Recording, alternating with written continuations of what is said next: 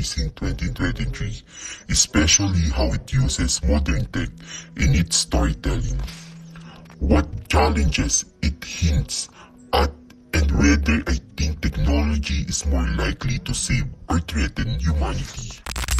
One thing that stands out about Missing is that it is told almost entirely through technology, computer, Windows, phone apps, web browser, video feeds, a style sometimes called screen lives or digital storytelling.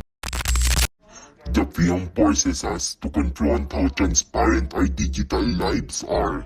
Our devices, accounts, metadata, logs, they all leave traces. It also shows how proximity no longer equals access.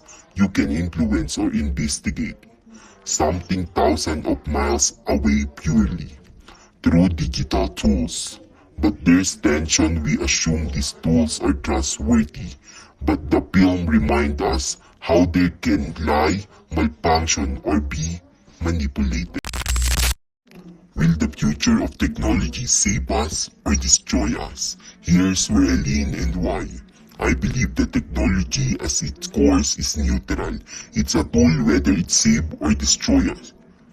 Humanity depends on how we use it, who controls it, and what values we embed into it. Missing is a cautionary tale and a hopeful one. It shows threats but also human ingenuity using tech for hope and rescue. Why it can save us? It amplifies our capabilities, communication across distance, data analysis, predictive tools, in health, environmental disaster responses. It democratizes information. People can uncover wrongdoing, share knowledge, mobilize help.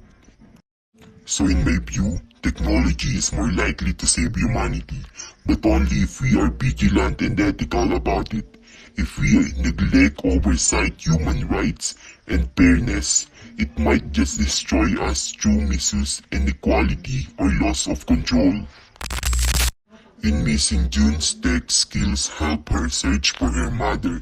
In a more dystopian framing, someone with similar skills could manipulate or threaten others. The duality is ever present.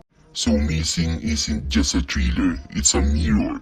It forces us to look at our assumptions about how safe our devices are, how much control we really have, and how far we trust technology to solve our deepest problem. I am Neil Elise Santos from BSHM2B. Always remember, think before you click.